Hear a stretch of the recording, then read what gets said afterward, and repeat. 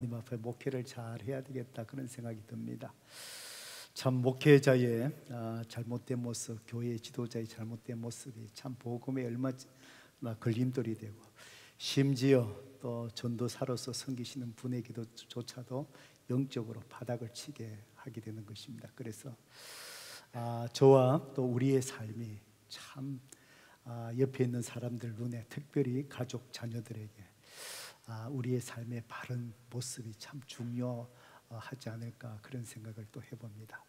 귀한 간정 감사합니다. 오늘 하나님께서 우리에게 주시는 말씀입니다. 로마서 1장 13절에서 15절까지 말씀입니다. 우리 다 일어나셔서 한 목소리로 하나님 말씀 우리 함께 같이 읽겠습니다. 로마서 1장 13절에서 15절까지의 말씀입니다. 우리 찾으셨으면 한 목소리로 하나님 말씀 함께 읽습니다. 시작. 형제들아, 내가 여러 번 너희에게 가고자 한 것을 너희가 모르기를 원하지 아니하노니, 이는 너희 중에서도 다른 이방인 중에서와 같이 열매를 맺게 하려 함이로되 지금까지 길이 막혔도다. 헬라인이나 야만이나 지혜 있는 자나 어리석은 자에게 다 내가 빚진 자라. 그러므로 나는 할 수 있는 대로 로마에 있는 너희에게도 복음 전하기를 원하노라. 아멘. 우리 말씀을 듣기 전에 성경줄 높이 들고 믿음으로 선포할까요? 시작. 주의 말씀은 내 인생의 빛입니다. 주의 말씀은 내 삶을 변화시키는 능력입니다. 주의 말씀에 내 마음 문을 엽니다. 듣고 깨닫고 말씀대로 살겠습니다. 아멘. 믿음대로 될지어다. 예. 세월이 참 빠르지요. 예, 벌써 오늘 12월 첫 주일입니다. 이제 또 성탄의 계절이고요. 우리 또 앞에 보면은 또 여러 가지 꽃으로 교회 전체가 또 성탄 데코레이션으로 아름답게 또 장식이 이렇게 잘 되어 있습니다. 이 성탄의 계절, 오늘 첫 주에, 12월 첫 주에 우리 공동체가 하나님의 어떤 말씀을 우리가 드려야 될까, 예, 이렇게 묵상을 하다가 오늘 하나님께서 이 본문의 말씀을 주셨습니다. 예. 오늘 이 본문을 통해서 하나님께서 또 우리에게 말씀하십니다. 설교 제목을 저를 따라서 같이 한번 해보실까요? 다시 들어야 할 복음. 한번 내보실까요? 다시 들어야 할 복음. 여러분, 그렇습니다. 여러분, 복음이 무엇입니까? 복음이 무엇입니까? 이 성탄 계절에 정말 무엇으로 인해서 여러분이 기뻐하셔야 되겠습니까? 진정한 그 기쁨, 예, 그 기쁨이 무엇이겠습니까? 또 여러분은 성탄을 저를 이렇게 맞이할 때마다 정말 참 기쁨을 누리십니까? 누리십니까? 오늘 또 하나님께서 말씀하시는 다시 들어야 할 복음, 오늘 이 복음에 대해서 제가 일주일 동안에 작심을 했습니다. 예, 기도하면서 하나님, 오늘 우리 모든 성도들에게 다시 들어야 될 이 복음을 잘 전할 수 있게 하시고, 우리 성도들이 복음을 정말 잘 알고 이 성탄의 참 기쁨을 누리게 해주세요. 기도하면서 오늘 이 말씀을 준비했습니다. 성도 여러분, 여러분이 복음에 대해서 불확실하면 여러분의 신앙생활이 불확실합니다. 방황합니다. 교회에 나오지만 여러분 속에 예배드리지만 그 예배 속에 참 기쁨을 얻지 못합니다. 그저 종교적인 생활에 익숙해지는 그리스도인들 너무 많습니다.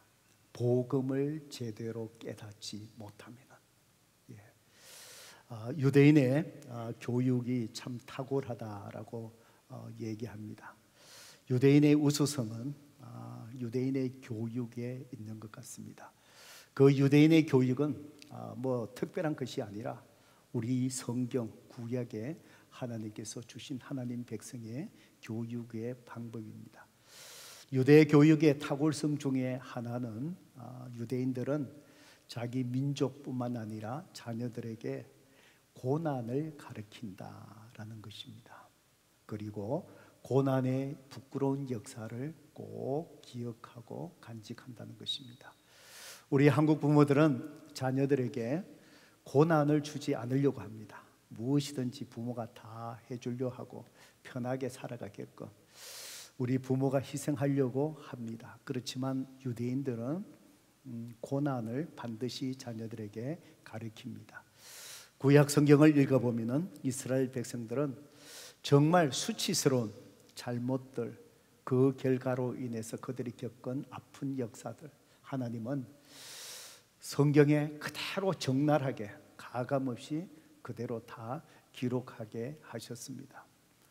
바로 이 고난을 통해서 하나님의 백성들이 바로 그들이 고난 속에 하나님께서 어떻게 일하셨고 구원의 길로 이끄셨는지 하나님을 기억하고 신뢰하게 만들고, 또 이 고난의 슬픈 역사를 기억하면서 또 후대가 다시는 이런 하나님 앞에 잘못을 범하지 않으리라 다짐하면서 하나님 앞에 바른 길로 가려고 하기 때문에 그렇습니다. 그래서 하나님은 백성들에게 절기를 지키게 하십니다. 그래서 매년마다 그 절기를 지키면서 바로 고난 속에 하나님께서 역사하셨던 손길을 기억하고 하나님을 신뢰하며 또다시 잘못을 하나님 앞에 범하지 않기로 다짐을 하게 됩니다. 그 중에서도 유월절 절기가 있습니다. 이스라엘 백성들이 430년 동안에 애굽에서 또 노예로서 고통당하고 있을 때 하나님께서 약속의 땅 가나안 땅으로 이스라엘 백성들을 이끌어 가십니다. 그래서 애굽의 바로 왕이 이스라엘 백성들을 바로 내어 보내게 하기 위해서 하나님은 10가지 재앙으로 애굽과 애굽 백성을 치십니다. 마지막 재앙이 바로 그 땅에 태어난 초태생 그리고 모든 집안의 장자를 다 죽이는 그런 재앙이었습니다. 하나님께서 이스라엘 백성들을 그 재앙에서 보호하기 위해서 양의 피를 문설주에 바르게 하셨습니다. 그래서 심판하시는 그날 각 집을 다니면서 모든 초태생과 장자를 죽이실 때 바로 문설주에 묻어있는 양의 피를 보고 바로 그 집은 뛰어넘었습니다. 뛰어넘다라는 말이 유월이고 영어로 패스오버라고 그렇게 말을 합니다. 그래서 이스라엘 백성들은 1년에 한 번씩 이 유월절 절기를 지키면서 하나님께서 어떻게 자기 민족을 보호해 주셨고 또 그 가운데서 이끌어 주셨는가를 기억하며 하나님을 신뢰합니다. 그리고 이스라엘 백성들은 또 절기 중에 초막절을 또 지킵니다. 이스라엘 백성들은 이 초막절 일주일 동안에 그들은 편안한 집에서 잠자지 아니하고 뒤뜰에 초막 나무가지로 이 초막을 만듭니다. 그리고는 온 가족이 불편하게 일주일 동안에 초막에 들어가서 생활을 합니다. 부모와 자녀들이 밤에 누워있을 때 불편할 겁니다. 초막 지어진 틈 사이로 하늘에 별들이 보일 겁니다. 아마 자녀들이 아버지에게 묻습니다. 아버지, 왜 우리가 편안한 집에서 자지 않고 이렇게 불편하게 초막에서 잠을 잡니까? 그때에 아버지는 옛날 이스라엘 백성들에게 하나님께서 베풀어 주셨던 은혜를 이야기합니다. 우리 조상들이 바로 하나님께서 애굽에서 나오게 하시고 가나안 땅으로 인도해 가실 때에 광야에서 40년 동안에 생활하게 하셨단다. 그때마다 하나님께서 만나로 먹여주시고 보호하여 주시고 인도해 주셔서 우리 조상들을 가나안 땅으로 인도하게 하셨고, 바로 그름을 통해서 오늘 우리가 이렇게 은혜 속에 살아오게 하셨단다. 그러면서 불편하게 초막 속에 생활하면서 바로 고난 속에 있었던 그때를 기억하며 하나님의 은혜의 손길을 기억하고 자녀들에게 하나님을 믿음으로 신뢰하는 것을 가르치게 된 것입니다.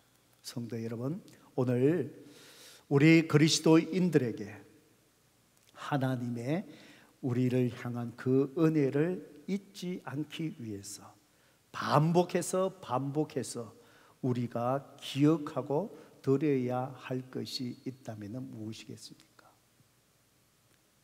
그것은 바로 복음입니다. 복음이 희미해지면 여러분의 신앙생활 희미해집니다.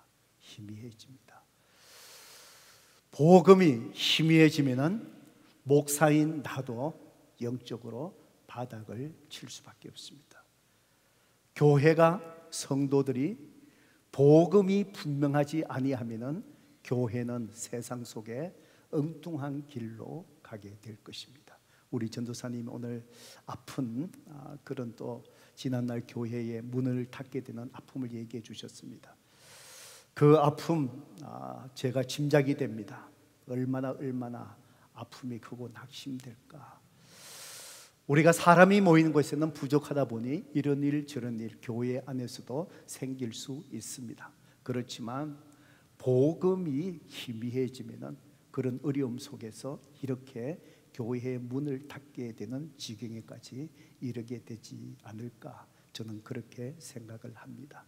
오늘 사도 바울이 우리가 읽었던 로마서, 로마에 있는 교회 성도들에게 쓴 편지입니다. 이때까지 이 편지를 쓸 때까지 사도 바울은 아직까지 로마 교회를 방문하지 못한 상태에서 이 편지를 쓰게 되었습니다.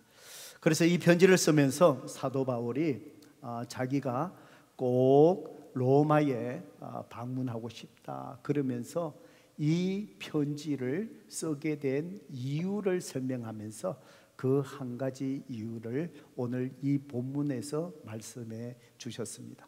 먼저 여러분 성경책의 13절을 같이 한번 보실까요?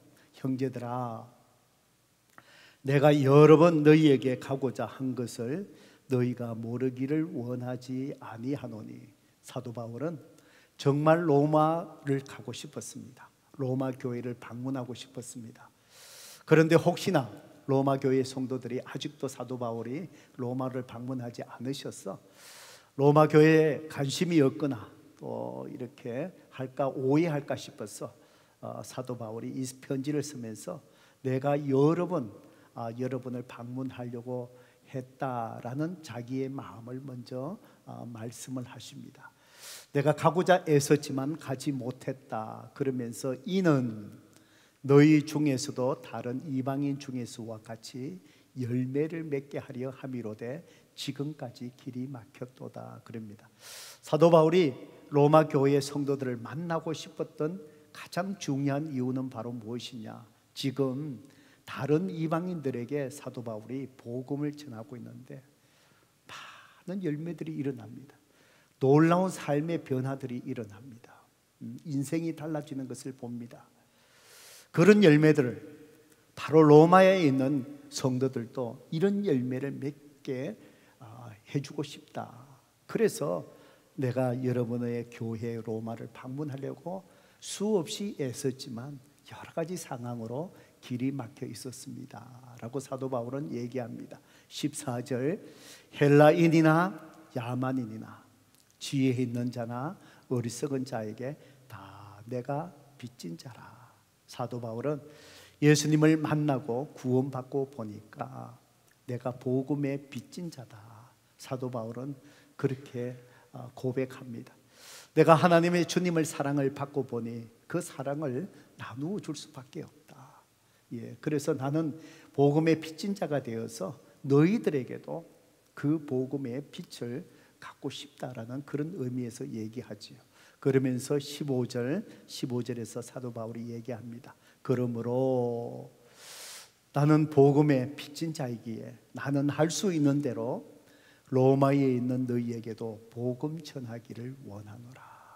그러면서 바로 로마 교회 성도들에게 내가 너희에게 빚진 자로서 복음을 전하기를 원한다라고 그 얘기를 합니다.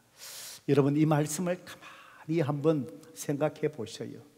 로마 교회 성도들은 이미 누군가에 의해서 복음을 듣고 예수님을 믿고 구원받은 사람들입니다. 저와 여러분 같은 사람이 아니겠습니까? 이미 복음을 듣고 구원을 받았고 교회가 세워졌습니다. 그런데 이미 복음을 듣고 구원받은 로마 교회 성도들을 향하여 사도 바울은 뭐라고 얘기하죠? 내가 너희에게 가고자 하는 이유가 뭐냐? 너희에게도 복음 전하기를 원하노라. 뭐가 앞뒤가 안 맞는 얘기잖아요. 이미 복음을 듣고 구원받았는데 또다시 복음을 전하기 위해서 간다는 거예요. 성도 여러분, 왜 사도 바울은 이미 복음을 듣고 예수님을 믿고 교회가 세워진 이 성도들에게 왜 내가 다시 가서 너희에게 복음을 전하기를 원한다라고 그렇게 말을 할까요? 왜 그럴까요? 성도 여러분, 복음의 뜻이 무엇입니까? 영어로 good news라고 얘기합니다. 기쁜 소식이라는 거예요. 복음은 기쁜 소식입니다. 그 기쁜 소식, 그 소식이 무엇입니까? 무엇이 기쁘다는 거예요? 무슨 소식이 기쁘다는 거예요? 한 줄로 딱 정리하면은 그 기쁜 소식의 내용, 그것이 무엇입니까? 예수 그리스도가 모든 사람들 죄에서 바로 구원하시기 위해서 죄값을 치르시기 위해서 이 땅에 오셨고 누구든지 그분을 믿음으로 말미암아 모든 사람들이 죄에서 구원받을 수 있다. 복음의 내용은 핵심적으로 얘기하면 이거예요. 이미 로마 교회에 있는 성도들은 바로 예수님을 믿고 구원받은 사람들이에요.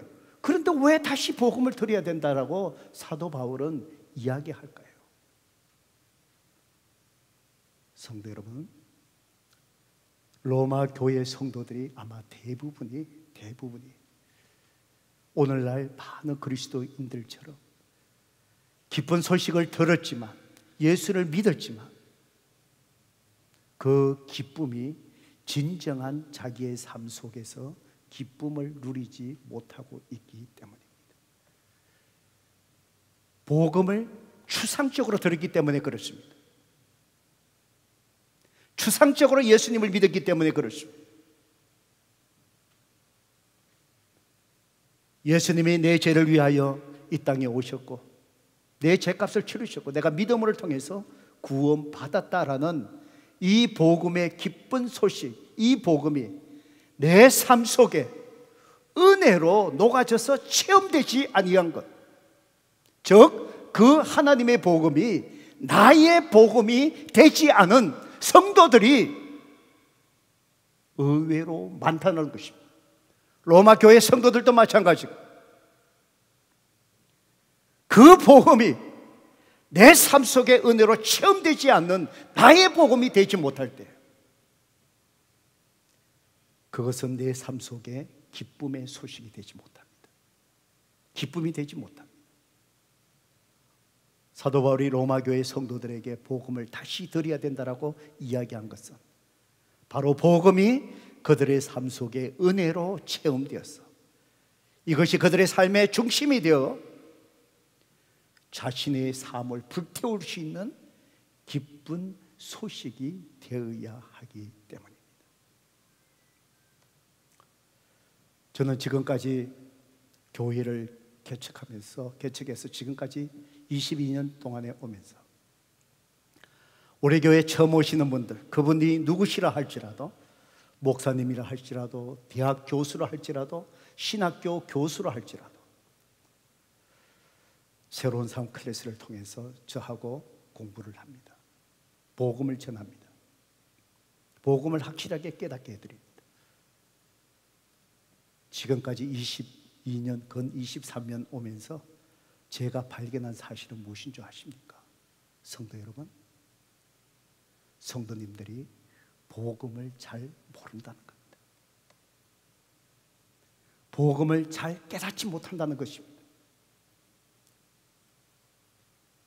그 복음이 자기의 은혜로 체험된 자기의 복음이 되지 못한 성도들이 의외로 많더라는 것입니다. 목사님들에게도 마찬가지입니다.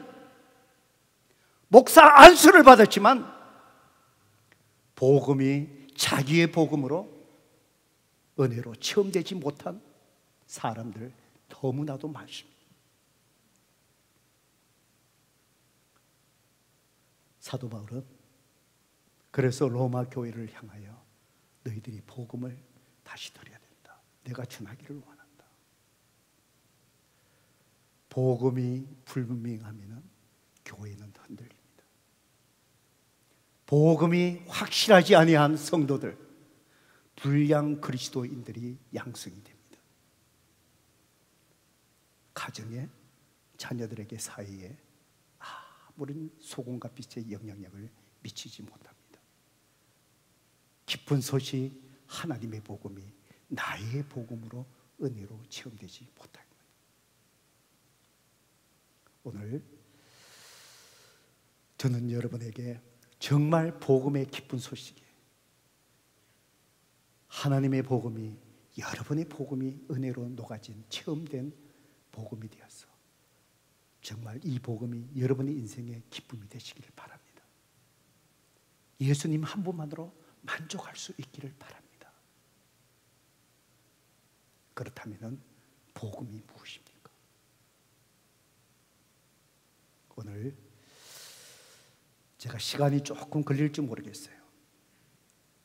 제가 자주 복음을 설교단에서, 클래스에서는 제가 복음을 자주 전하지만 이렇게 설교 시간에 복음을 전하기는 자주 있는 일은 아닙니다. 오늘 꼭 여러분이 복음을 잘 깨달으시고 정말 하나님의 복음이 나의 복음이 되는 그런 정말 기쁜 소식의 은혜의 체험이 있기를 주님의 이름으로 축복합니다. 첫 번째로요, 이 복음의 내용 속에 인간입니다. 내가 누구냐는 거예요. 내가 누구냐는 거예요. 여기서부터 출발해야 됩니다. 여러분은 누구십니까? 여러분은 누구십니까? 우연히 생겨났습니까?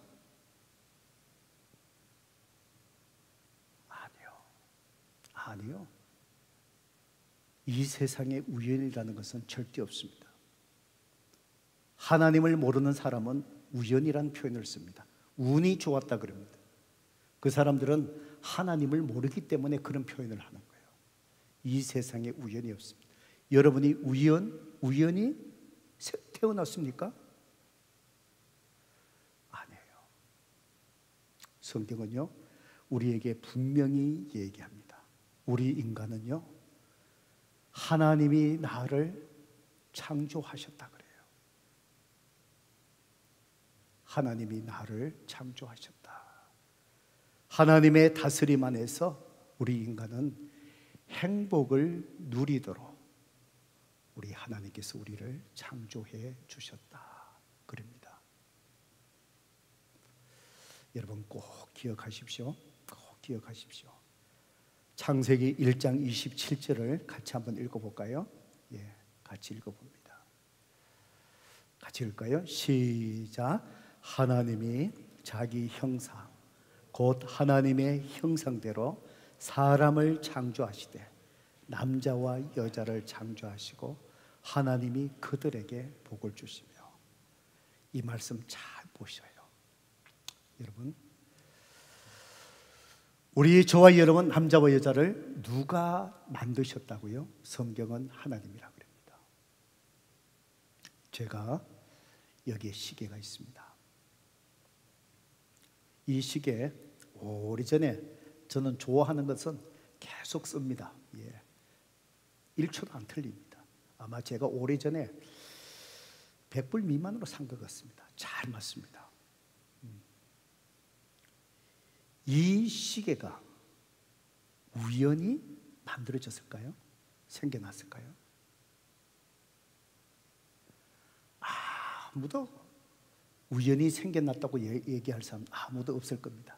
만약에 그렇게 생각한다면 정신과 의사 좀 만날 필요가 있습니다. 이 시계는 세월이 흐르면서 어떤 쇳덩어리가 다듬어지고 시침이 만들어지고 초침이 만들어지고 이렇게 해서 정확한 시계가 되었다. 그럴 수가 없습니다. 우연히 생겨나기에는 너무나도 정밀합니다. 이 시계보다도 더 정밀한 것이 우리 인간입니다. 지난주에 제 외손주가 또 태어났습니다. 제가 젊게 보이지만 이래도 제가 손자가 3명입니다. 이 태어난 손자를 병원에서 이제 돌아와서 제가 이 아이를 안았습니다. 이 안아보니까 참 이 아이를 보면서 신기해요. 저게 어제까지 우리 딸내미 뱃속에 있었는데 이게 요놈이 그 뱃속에 있었나 싶기도 하고, 손가락이 5개고 눈이 반짝반짝 물등대고 기가 있고 심장이 뛰고요, 보이지 않는 피가 그 속에 흘러가고 있고요. 성도 여러분, 심장에 피가 막히면 죽잖아요. 어떻게 어머니 뱃속에서 이 아이가 어떻게 그렇게 형성이 될까요? 우연? 이 시기에도 우리가 우연이라 얘기하지 않지 않습니까? 성경은 바로 우리 인간을 만드신 분이 있는데 그분이 누구시라고요? 하나님이시에요. 그리고는 하나님은 우리 인간을 만드시고 어떻게 하셨다고요? 하나님이 그들에게 뭘 주셨다는 거예요? 복을 주셨다는 거예요. 이 시계를 사용하는 만든 자의 매뉴얼이 있습니다. 베를리는 어떤 배럴을 사용해야 되고, 이 시계를 맞출 때는 어떻게 맞춰야 되고, 시간을 조정할 수 있고, 이 시계를 만든 자가 이 시계를 잘 관리하기 위해서 어떻게 사용해야 되는지 매뉴얼이 있습니다.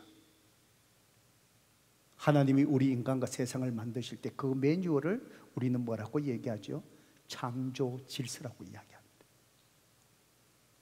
그래서 하나님은 우리를 만드시고 하나님의 매뉴얼, 창조 질서, 그것은 무엇인 줄 아십니까? 하나님의 다스림 안에서 우리가 복을 누리게끔 하나님께서 우리를 그렇게 만드셨다는 것입니다. 하나님이 우리에게 복을 주셨다는 것입니다. 이 세상의 많은 사람들은 행복해지려고 합니다. 여러분, 왜 그렇게 열심히 일하십니까? 궁극적으로 뭐죠? 행복해지려고요.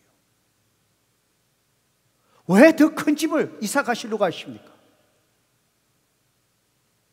행복해지려고요. 행복은 찾는 것이 아니라,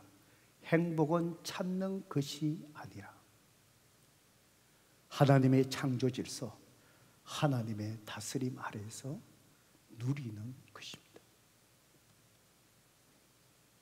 그렇기 때문에 나를 창조하신 하나님을 만나지 못한 사람, 무엇을 한다 할지라도 그 인생에 행복해질 수가 없습니다. 그런데 사람들은 하나님의 이 다스림 속에 살아가야 될 창조의 질서, 그것을 거부하고 내 생각대로, 내 마음대로 사람들은 살고 싶어 합니다.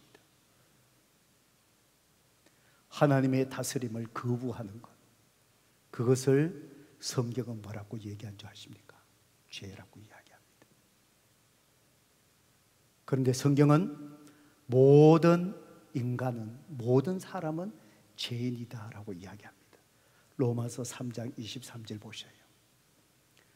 모든 사람이 죄를 범하였으며 하나님의 영광에 이르지 못하더니.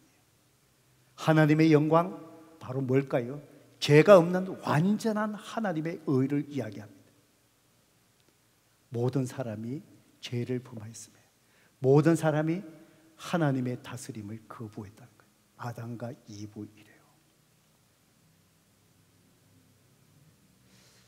여러분, 제가 작년에 태어난 우리 손자 둘이 있습니다. 한 달 사이에 태어났습니다. 그래서 올해 초에 저희 집에 이 아이들이 왔어요. 그래서 애들이 서로 이제 손자 둘이 한 살 차이니까 사촌지간이 있잖아요. 둘이 이렇게 놓고 참 신기하잖아요. 그래갖고 여러 가지 장난을 한번 쳐봤어요. 우리 외손주, 한 달 일찍 태어난 외손주는 조금 액티브해요. 우리 친손자는, 마크 목사 아들은 조금 아이가 듬직해요. 이 캐릭터가 달라요. 그래서 과자 하나를 우리 친손자 손에 쥐어주고 외손자는 안 줬어요.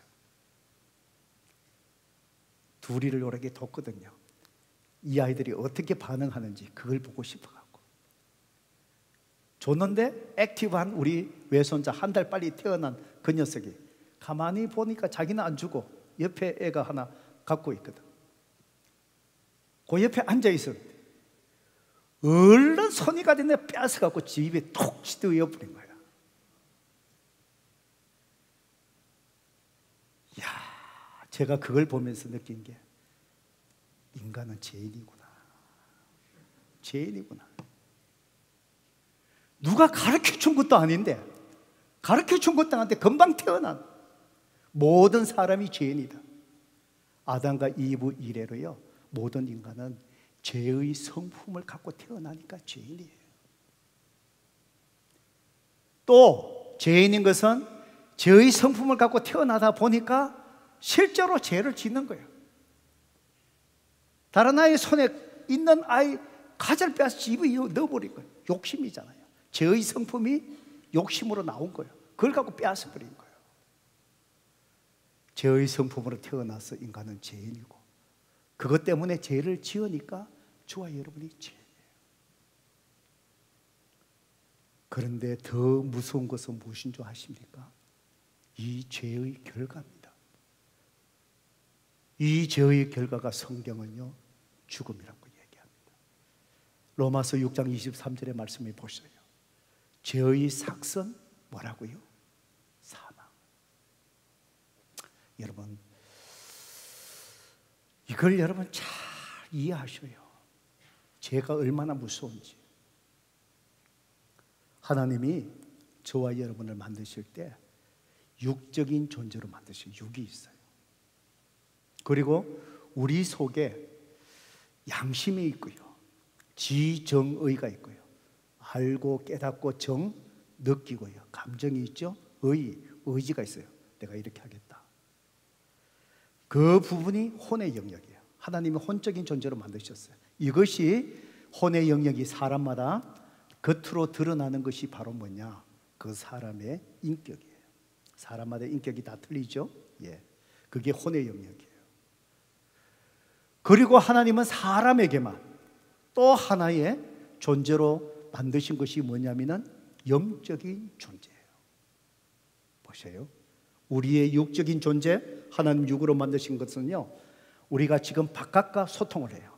오늘 이 실내 공기가 좀 덥네, 차갑네, 오늘 날씨가 좋네, 희미하네. 오감을 통해서요, 우리는 바깥과 소통을 해요. 이게 우리의 바디, 이게 육이에요. 혼은 뭘까요? 우리의 혼은 누구와 소통하느냐? 내 자신과 소통을 해요. 기분이 좋아요? 슬퍼요? 우울해요? 가정에서 저 인간을 보니까 또 기분이 나빠져. 혼해요. 내 자신과 소통을 해요. 하나님이 우리를 유일하게 사람에게 영적으로 존재로 만드신 이유가 뭔지 아십니까? 영은 누구와 소통하는 거예요? 영이신 하나님과 소통하는 거예요. 죄가 무서운 이유가 뭔지 아십니까? 죽음. 육의 죽음이 온 거예요. 혼의 죽음이 온 거예요. 영적인 죽음이 온 거예요. 육의 죽음, 모든 사람은 다 죽게 되어 있습니다. 아니, 모든 사람이 다 죽으니까 죽겠지. 아니에요. 그것 때문에 모든 사람이 죽는 게 당연히 죽지. 그게 아니고 죽게 된 이유가 뭔지 아세요? 아담과 이브 전에 죽음이라는 게 없었어요. 하나님의 다스림을 거부하면서부터 아담과 이브 이래로 죄의 결과로 모든 인류에게 온 것이 바로 뭐냐? 불행이 뭐냐? 죽음이에요. 육적인 죽음이 왔어요. 그래서 사람들이 다 죽는 거예요. 죄로 인해서 혼적인 죽음이 왔어요. 이 혼의 죽음이 무엇인 줄 아십니까? 우리의 심성이요, 우리의 마음이 타락하고 부패하는 거예요. 지금 우리가 살아가는 이 사회 속에서 혼적인 죽음으로 인한, 죄로 인해 혼적인 죽음으로 인한 온갖 별별별 폭행과 사건들을 우리는 눈으로 목격하고 있잖아요. 사람을 죽이는 것도 두려운데 저희 집 사람은 생선배도 못 따는데 사람을 죽여서 토막을 내잖아요. 어떻게 사람의 탈을 쓰고 어떻게 인간이 저렇게 할 수 있는가? 왜요? 죄 때문에 그런 거예요. 죄 때문에. 혼의 죽음이 그거예요. 인간의 심성이 그렇게 타락하고 부패하는 거예요. 온갖 우리 인간이 이해할 수 없는 온갖 폭력과 폭행들, 온갖 죄악들, 일들이 우리 주위에서 지금 일어나고 있잖아요. 뭐 때문에요? 죄 때문에 그런 거예요. 죄 때문에. 혼의 죽음입니다. 영적인 죽음? 영은 하나님과 소통이라 그랬잖아요. 영적인 죽음은 뭘 얘기한 줄 아십니까? 하나님과의 관계가 끊어지는 거예요.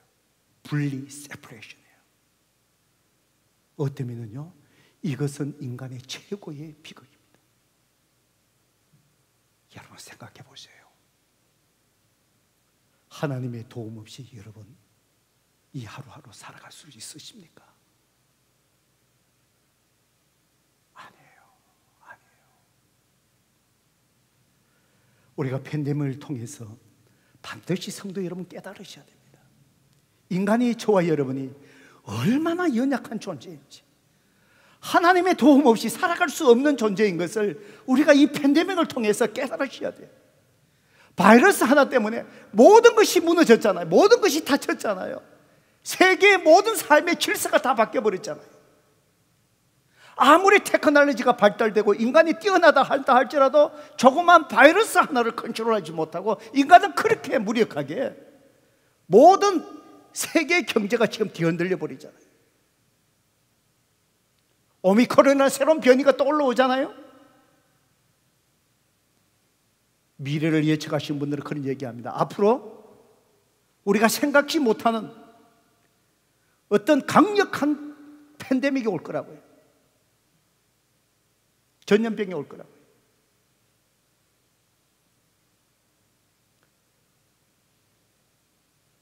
오늘 지난밤에도 일어나지 못하며 그 생을 마감한 사람 수없이 많습니다. 여러분의 자녀, 사랑하는 자녀, 하나님이 도와주셔야 합니다. 여러분이 열심히 일하는 기업하는 일, 성도 여러분, 내가 열심히 해도 하나님이 도와주셔야 합니다. 하나님이 도와주셔야 합니다. 여러분의 가정, 하나님이 도와주셔야 합니다. 그 하나님의 도와주신 그 은혜가 박혀버리는 것, 무엇으로 인하여? 죄. 그래서 죄가 무서운 겁니다. 죄의 문제를 해결하지 않는 한 성도 여러분, 여러분은 무엇을 한다 할지라도 절대로 행복을 누리지 못합니다. 그 순간은 만족을 누릴 수 있을 줄 몰라도 여러분은 절대 만족할 수 없습니다. 우리 인간에게 있어서 가장 중요한 것이 무엇인 줄 아십니까? 여러분이 죄의 문제를 해결하는 겁니다. 아직까지 죄의 문제를 해결하지 못하셨다면 여러분이 하고 계시는 모든 일들 아무런 의미 없습니다. 아무런 의미 없습니다. 저는 목사이기에 임종하는 사람을 자주 뵙습니다. 마지막 이 땅 속에서의 마지막 순간을 저는 자주 봅니다.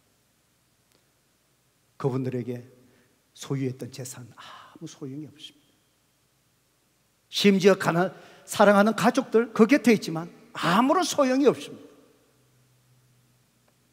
그들의 지위 명예에 아무런 소용이 없습니다. 죽음 앞에서 임종의 순간에. 그 순간에 가장 중요한 것이 무엇인지 아십니까? 이 사람이 죄의 문제가 해결되는가 하는 문제입니다. 우리 모두는 죄를 스스로 해결할 수 없습니다. 아무리 선하게 산다 할지라도 완전한 하나님의 그 의에 우리는 결코 이룰 수가 없습니다. 불가능합니다. 그렇다면 이 죄의 문제 저와 여러분이 가장 먼저 해결해야 될 것인데 인생에 있어서 어떻게 해결할 수 있겠습니까? 복음의 두 번째 중요한 파트, 우리를 창조하신 하나님이 어떤 분이신지를 아셔야 합니다. 하나님에 대해서 여러분 꼭 두 가지를 기억하십시오. 우리를 창조하신 하나님은요, 저와 여러분을 사랑하시는 사랑의 하나님이십니다. 그 반면에 또 우리를 창조하신 하나님, 그 하나님은 공의의 하나님이십니다. 사랑의 하나님, 우리가 지금 죄 때문에 하나님의 관계가 끊어져서 죽을 수밖에 없어. 이 세상의 혼의 죽음, 악해서 온갖 폭행, 모든 사건, 모든 바이러스 다 일어나. 우리를 사랑하신 하나님, 그럼에도 불구하고 우리를 죄에서 구원해 주셔야 해요. 사랑의 하나님이시니까. 그 방면의 공의의 하나님, 죄에 대해서는 죽음으로 엄격하게 냉정하게 심판하셔야 될 공의의 하나님이에요. 성도 여러분, 그렇다면 나를 정말 사랑하시는 하나님이 죄에 대해서는 죽음으로 심판하시고, 그럼에도 불구하고 나를 이 죄에서 구원하셔서 하나님의 다스림 속에서 하나님 주신 그 행복을 이 땅 속에서부터 누려가게 하시기 하기 위해서 하나님이 저와 여러분에게 하실 수 있는 일이 무엇일까요? 무엇일까요? 여러분 생각해 보세요. 여러분 자녀를 사랑하지 않습니까? 여러분 자녀가 예를 들어서 이 세상의 법을 어기고 잘못을 해서 사형을 언도받았어. 여러분 부모로서 어떻습니까? 내가 이 자녀를, 세상 사람은 다 돌을 던져도 나는 내 자녀를 사랑하기에, 모든 사람은 버려도 어머니로서, 아버지로서 나는 내 자녀를 사랑하잖아요. 이 세상의 법이 허용하지 않아서 그렇지, 만약에 이 세상의 법이 허용한다면 내 자녀를 대신해서 죽을 부모 이 땅에 수없이 많을 거예요. 죄를 지어서 사형언도 받았기에 그 자녀를 대신해서 내가 자녀를 사랑하기에 사형언도 죽어야 하니까 대신해서 부모가 죽는 거. 이 세상의 법이 허용하지 않아서 그렇게 하지 못하잖아요. 하나님이 죄 때문에 이런 불행 속에 살아가는 우리를 죽음으로 심판하시고 엄격하게, 그럼에도 불구하고 나를 이 죄에서 구원하실 수 있는 하나님의 사랑의 하나님 하실 수 있는 것은 무엇일까요? 나를 대신해서 죽으시는 거예요. 그래서 하나님이 나를 대신해서 그 죄값을 죽음으로 치르기 위해서 이 땅에 사람의 모습으로 오셨어요. 성경은 그분을 누구라고 말씀합니까? 예수님, 예수님. 그래서 예수님이 어떤 분이십니까? 이미 말씀드렸지만 예수님은 참 하나님이시고 동시에 인간이셔요. 왜요? 나를 대신해서 똑같은 모습으로 오셔야 나를 대신해서 죽으실 수 있기 때문에 인간의 모습으로 오셨어요. 그래서 마리아라는 처녀에 통해 성령으로 잉태해서 인간의 모습으로 오셨어요. 어떤 사람들은 얘기합니다. 어떻게 그것이 상식적으로 말이 됩니까? 처녀가 성령으로 잉태하는 것. 여러분, 우리를 사랑하여 죄값을 치르기 위해서 인간의 모습으로 오시는 하나님의 성육신 사건, 인카네이션, 우리 인간이 이해할 수 있는 차원이 아니에요. 하나님의 차원이에요. 땅에 기어다니는 개미가 인간의 삶을 이해할 수 있습니까? 인간의 차원을 이해하지 못해요. 차원이 다르기 때문에. 하나님이 우리를 향한 하시는 일, 하나님의 차원의 일을 저와 여러분이 이해할 수 있습니까? 이해할 수 없어요. 믿음의 대상이에요. 예수님은 두 번째로 오신 이유가 뭐라고요? 십자가에서 저와 여러분이 죄로 죽어야 될 그 죄값을 주님께서 어떻게 해요? 예수님이 치르셨습니다. 여러분 잘 생각해 보셔요. 내가 무엇이간데 예수님 나를 위해서 죽으셨을까? 어떻게 이 죽음을 예수님이 치르셨습니까? 육의 죽음, 예수님이 십자가에서 죽으셨습니다. 못 박혀 죽으셨습니다. 혼의 죽음, 예수님은 죄로 인한 혼의 죽음을 어떻게 치르셨습니까? 십자가상에서. 그 혼의 죽음은요, 예수님이 사람들을 향하여 조롱당하고 멸시당하는 거였습니다. 사람들은 예수님에게 침을 뱉었습니다. 사람들은 예수님을 향하여 조롱했습니다. 너가 다른 사람을 살리더니만 왜 너는 너 자신을 구원하지 못하냐고 조롱했습니다. 사람들은 왜 예수님이, 죄 없는 예수님이 십자가에 죽으셔야 되는지 이유를 알지 못했습니다. 예수님의 옷을 찢어서 제비 뽑게 하면서 서로 가져갔습니다. 십자가에 유대인의 왕이라고 조롱하면서 팻말을 붙였습니다. 가시 멸리관을 세웠습니다. 이마에 피가 내렸습니다.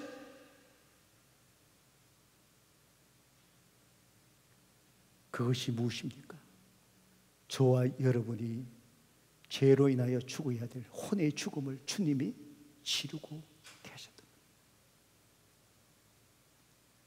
예수님은 십자가에서 죄로 인한 영적인 죽음을 대신 치르셨습니다.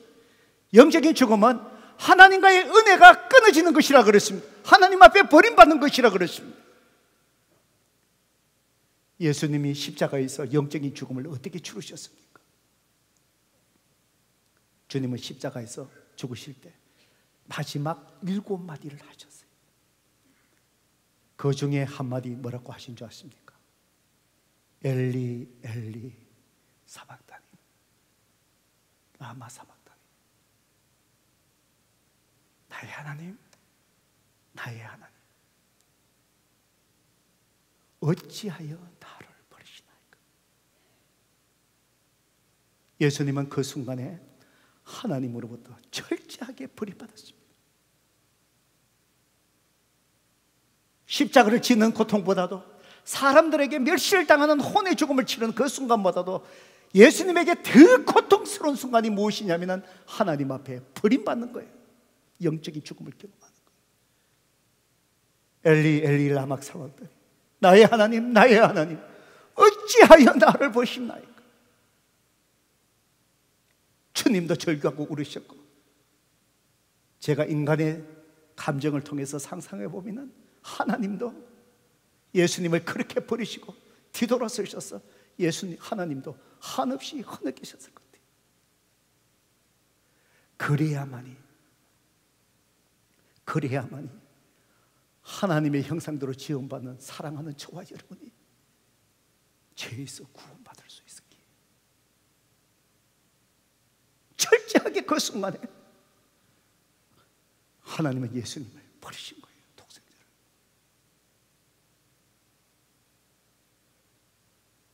그리고 예수님은 3일 만에 부활하셨습니다. 이 성탄의 계절에 주님이 이 땅에 오신 이유지 않습니까? 그리고 예수님은 이제 십자가에서 우리의 죄값을 다 치르셨기에 저와 여러분에게 이렇게 구원의 선물을 다 준비하셨습니다. 누구든지 이 구원의 선물을 다 받으시면 이제는 나를 창조하신 하나님의 다스림 속에 살아가는 거예요. 그 속에서 예수님 한 분만으로 만족함을 누리는 거예요. 내가 한 것은 아무것도 없어요. 그저 우리를 향한 하나님의 사랑으로 인하여 하나님이 인간의 모습으로 오셔서 다 한 사람 한 사람을 위해서 구원의 선물을 이루셨어요. 저와 여러분이 무엇인갑니다.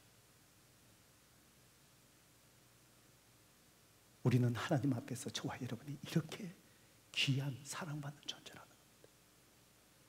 이 땅 속에 사람에게 버림받고 사람에게 배신당하고 그렇지만 주님은 한 번도 우리를 버리지 않으셨습니다.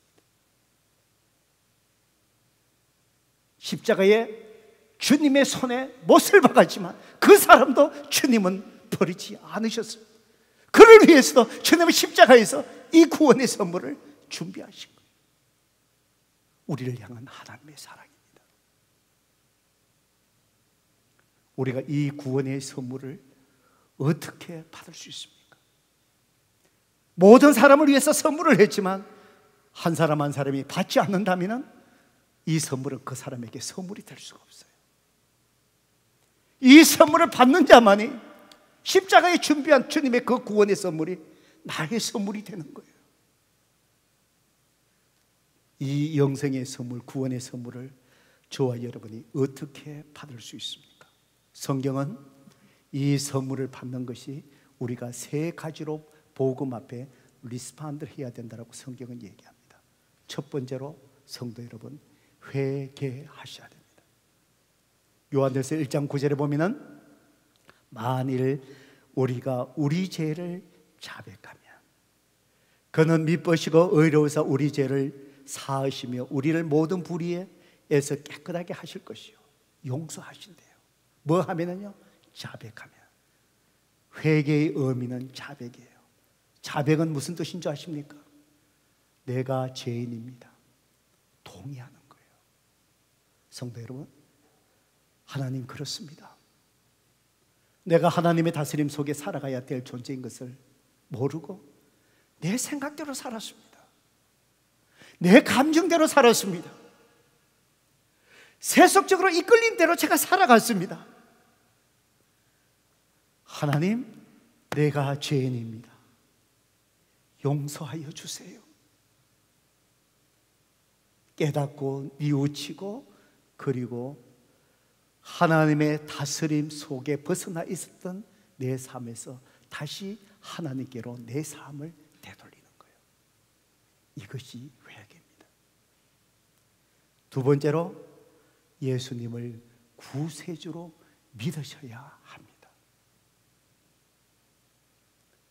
예수님이 내 죄를 위해서 이 땅에 오셨고 내 죄값을 십자가에 치르셨고 부활하셨고 믿으셔야 됩니다.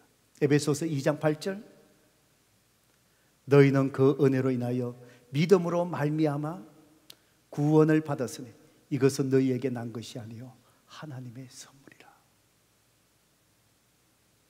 그리고 예수님을 주인으로 영접하고 시인하셔야 됩니다.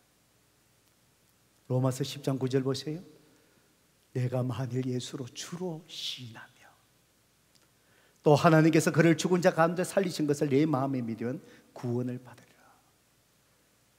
이제는 내가 주인이 되어서 살아갔던 그 삶, 이제는 주님의 주인이 되셔서 다스림을 받겠습니다. 당신을 주인으로 영접하겠습니다. 내 입으로 시인하는 겁니다. 그러면은 성경은요, 십자가에서 이루신 구원의 선물을 주신대요. 그래서 복음이 기쁜 소식입니다.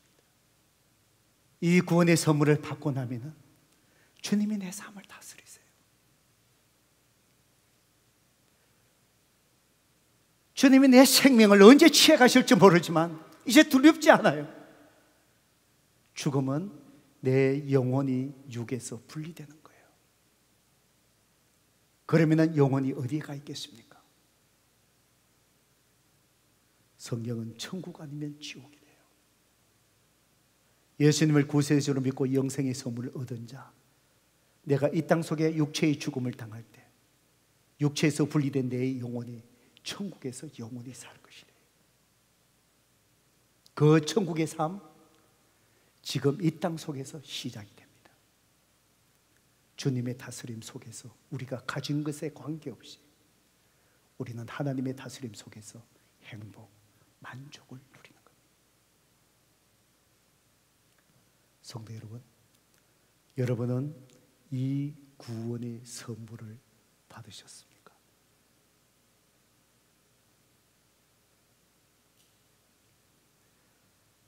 제가 오래전에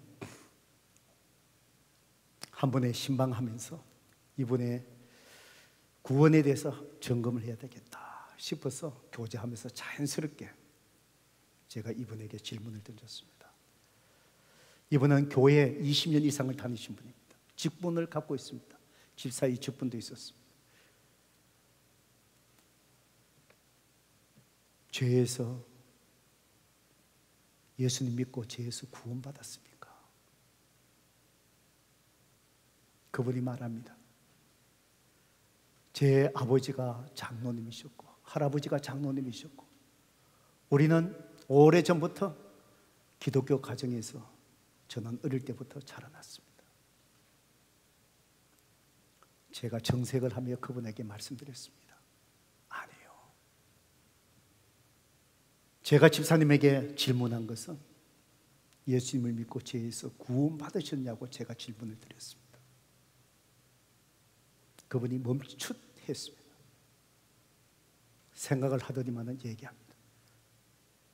제가 언젠가 가장 위험한 죽을 뻔한 사고가 생겼는데 그때에 기적적으로 하나님께서 저를 살려주셨습니다. 그때에 저는 하나님이 살아계신다는 것을 저는 믿었습니다. 제가 또 정중하게 말씀드렸습니다. 아니요. 제가 질문하는 것은 언제 예수님을 믿으시고 구원의 선물, 죄에서 구원의 선물을 받으셨냐고 제가 여쭈어보았습니다. 한참 생각을 했습니다.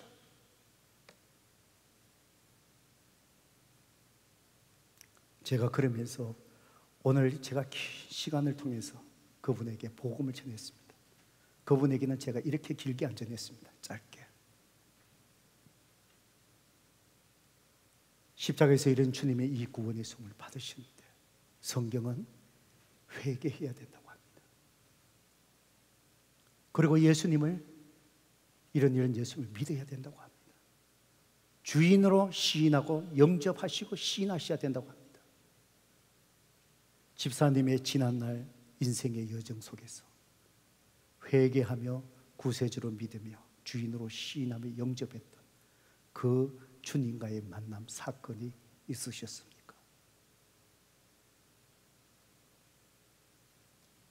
대답하지 못했습니다. 20년 동안에 열심히 교회 다녔습니다. 아마 그런 분 주님 앞에 섰을 때 주님이 모른다라고 하실 분입니다.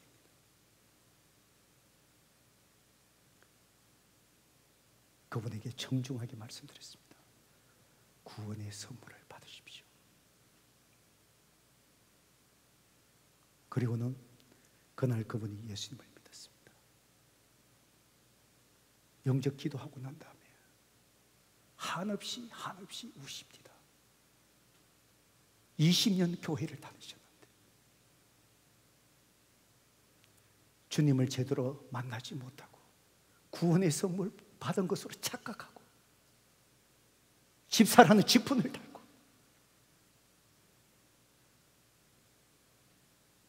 그렇게 울고 그분에게 복음이 정말 기쁜 소식으로 그분에게 임하더라.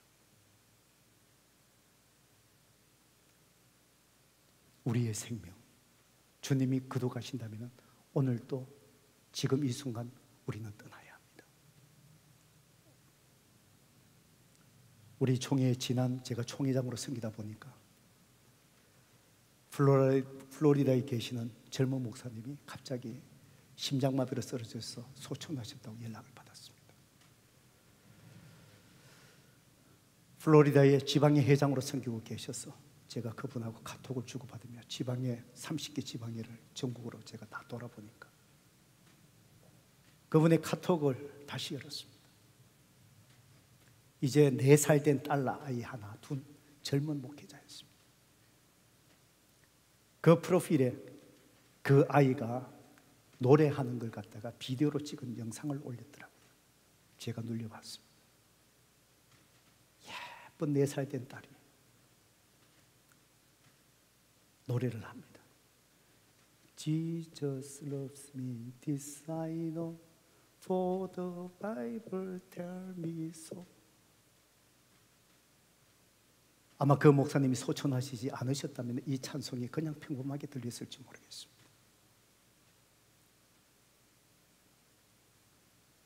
예수님이 나를 사랑하신다고 성경이 나에게 말씀하시네. 마음이 슬펐습니다. 아팠습니다. 교회를 알아보니까 그 교회에 섬기시는 교회가 성도가 10명이랍니다. 그분이 장례를 교회에서 치러줄 수가 없죠. 지방의 여러 교단을 통해서 내일 저녁에 장례식을 합니다.